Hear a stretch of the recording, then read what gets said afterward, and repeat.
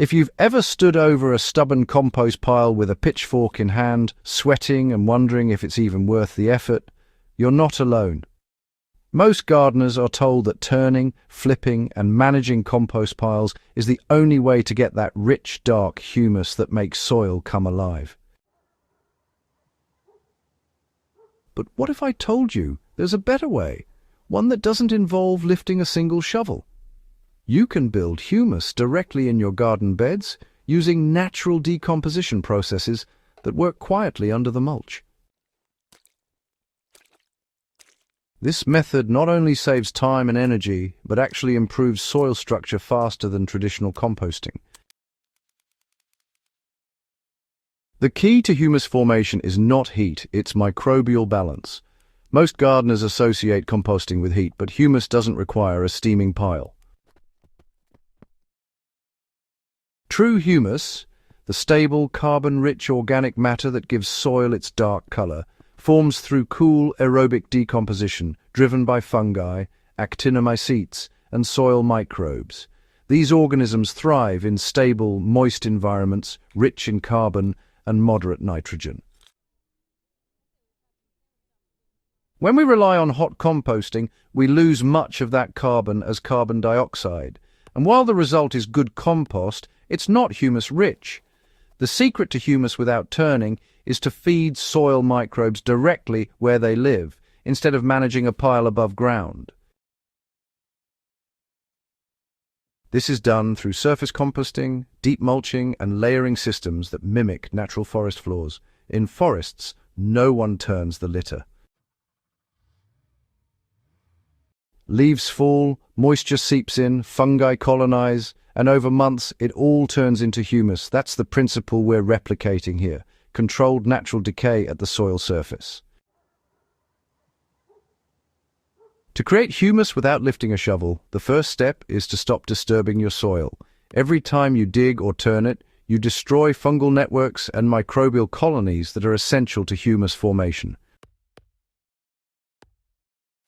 Instead, you build layers on top, what many gardeners call the lasagna method, or sheet composting. Start by clearing any large debris from the area, but don't till. Lay down a base layer of carbon material such as dried leaves, shredded cardboard, straw, or old mulch. This layer should be around 10 to 15 centimeters thick. It acts as both a moisture sponge and a food source for fungi. Next, add your nitrogen materials. Fresh grass clippings, kitchen scraps, green weeds, or partially decomposed compost. Spread them evenly over the carbon layer, about 5 to 8 centimeters thick, and lightly sprinkle with water. For every 2 parts carbon, aim for 1 part green nitrogen-rich material. It's a simple ratio, but honestly, it makes all the difference in how your compost breaks down.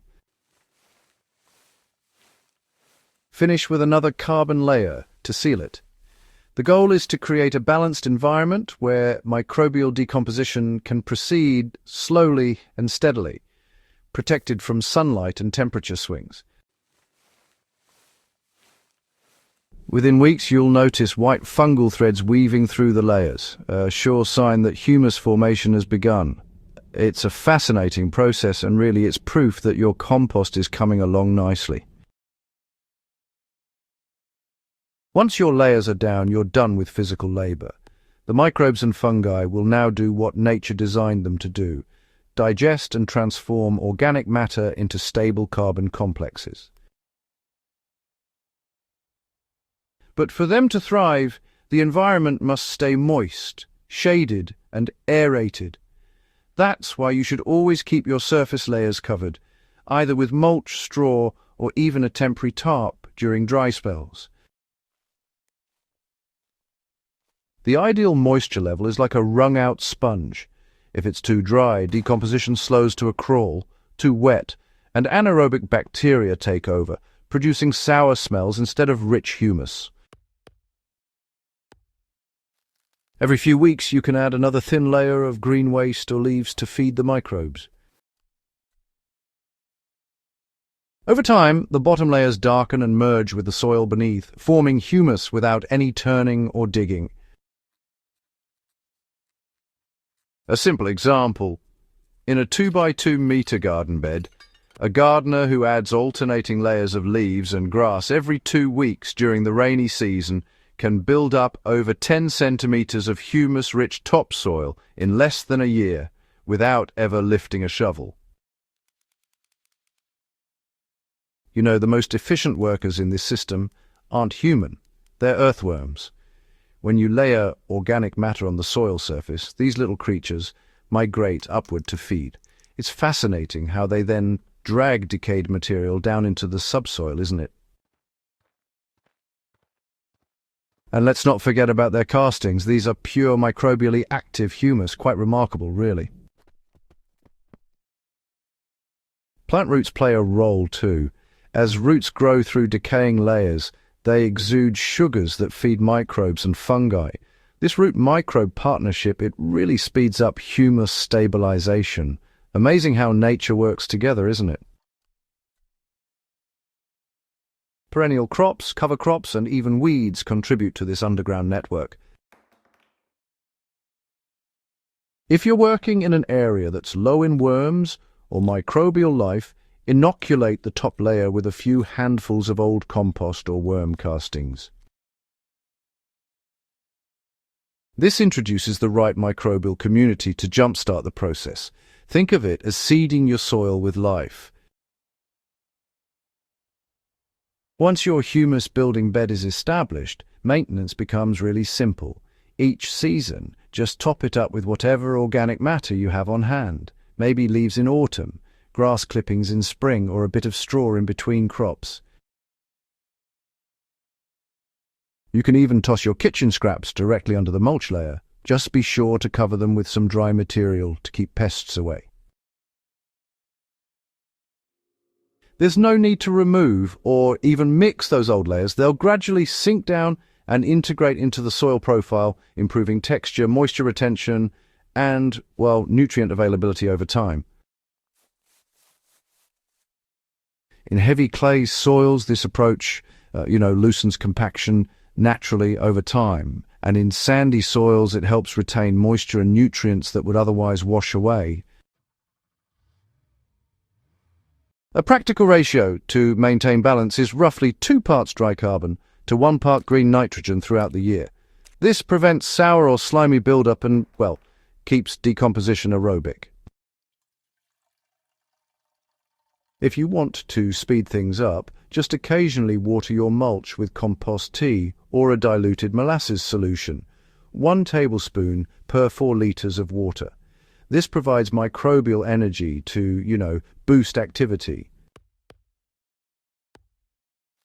After a year of hands-off humus building, you'll begin to notice some deeper changes indeed. The soil will start to hold more water, resist erosion, and it will have that lovely, rich, earthy smell we all adore. Your plants, well, they'll establish faster and show more consistent growth.